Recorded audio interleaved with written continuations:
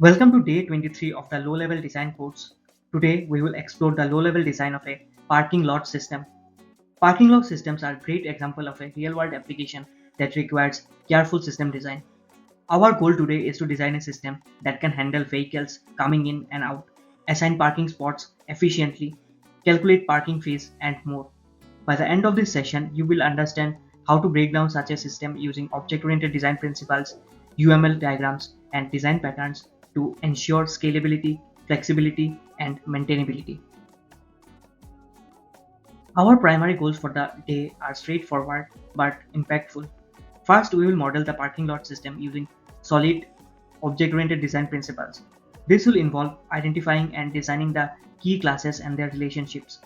Next, we will create UML diagrams, including class diagrams and sequence diagrams, to visually represent the system's structure and behavior. And most importantly, we will ensure that the system is scalable and modular so it can adapt to changing requirements or future enhancements. Let's dive in. Here are the key concepts we will cover in today's session. First, we will begin with requirement gathering to identify the system's core features. After that, we will identify the entities that will be involved in the system, such as vehicles, parking spots, and tickets. Once we have a clear understanding of the requirements, we will move on to the class diagram, focusing on the attributes and behaviors of each entity. We will then create UML diagrams to visually represent our system's structure and interactions. Finally, we will wrap up with best practices and principles for maintaining clean, extensible code in our design. Before we start designing the system, we need to understand what the parking lot system must do. Our functional requirements include several core features. First, the system must track available parking spots. Vehicles should be able to enter and exit the lot seamlessly, and the system needs to be able to calculate parking fees based on time.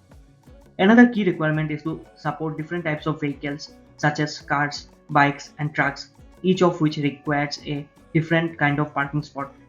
Additionally, the system should allow for admin management of parking spots, including the ability to mark spots available or reserved. There may also be a need to manage multi-level parking and handle payment processing. These are the functional requirements we will address in our design. Now that we have a good sense of the requirements, let's identify the key entities involved in this system.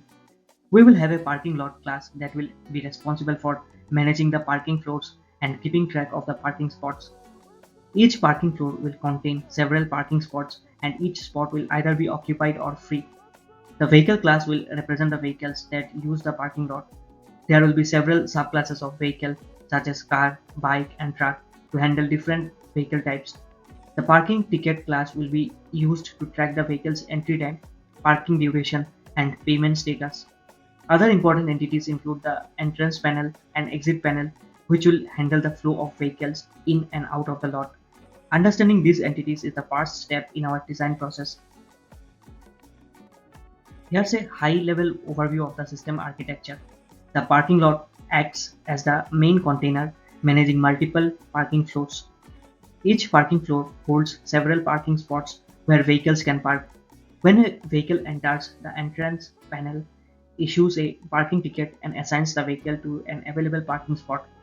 When the vehicle exits, the exit panel calculates the parking fee, processing the payment, and frees up the parking spot.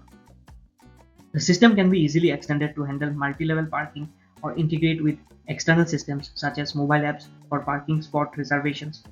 This high-level architecture lays the groundwork for our design and provides flexibility for future growth. Let's dive into the vehicle class. This class will serve as an abstract class with common attributes like license number and vehicle type. The getVehicleType method will return the type of vehicle, either a car, bike, or truck, which helps us determine the parking spot requirements. The car, bike, and truck subclasses will inherit from vehicle and implement these specific behaviors. For example, a car might require a compact spot while a truck requires a large spot. This inheritance structure ensures that we can extend the system easily without modifying existing code, which adheres to the open-closed principle. Next, let's design the parking spot class. This class represents an individual parking spot within the parking lot. It has key attributes like spot number, is free, and assigned vehicle. The methods assign vehicle and remove vehicle will be used to assign and free up parking spots when a vehicle enters or exits. We will have different types of parking spots such as handicapped spot, compact spot, and large spot, each with its specific behaviors.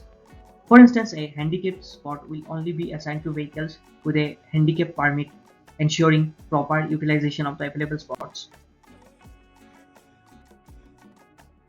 Now let's look at the key remaining key classes. The parking floor class represents a floor in the parking lot and will maintain a list of parking spots on that floor. The parking lot class acts as the overall controller, holding multiple floors and managing the availability of spots.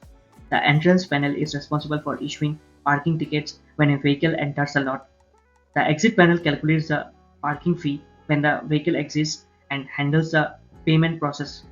Finally, the parking ticket class stores information about the vehicle's entry time and parking duration, while the payment class processes the transaction when the vehicle exits. Let's take a step back and look at how these classes relate to each other. The parking lot class has one-to-many relationship with parking floors, as one parking lot can contain multiple floors. Each parking floor contains multiple parking spots, which are the individual parking spots on that floor. A parking spot is associated with a vehicle, as each spot can be assigned to one vehicle at a time. The entrance panel can exit panel to interact with parking ticket and payment to facilitate vehicle entry, parking, and payment processing. This clear set of relationships helps us organize the system and make it modular. Let's take a closer look at the sequence diagram for vehicle entry. When a vehicle enters a parking lot, the entrance panel checks for available spots. If there's an available spot, it issues a parking ticket which logs the vehicle's entry time.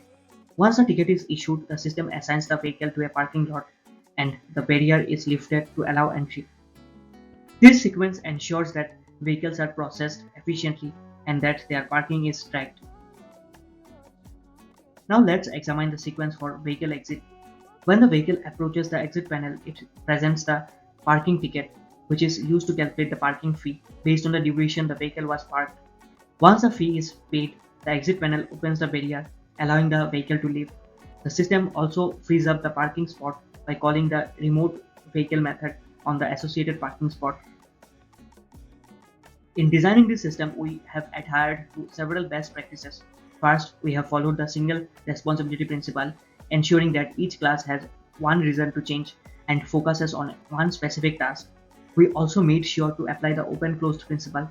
The system is designed to be open for extension but closed for modification. By using inheritance and interfaces, we can easily extend the system by adding new vehicle types or spot types without altering the existing code. We have also made sure to maintain high cohesion with each class and low coupling between classes, which will make our system more maintainable and scalable. Your assignment for today is to draw UML class and sequence diagrams based on the design we have discussed. Start by designing the core classes like parking lot, parking floor, and parking spot.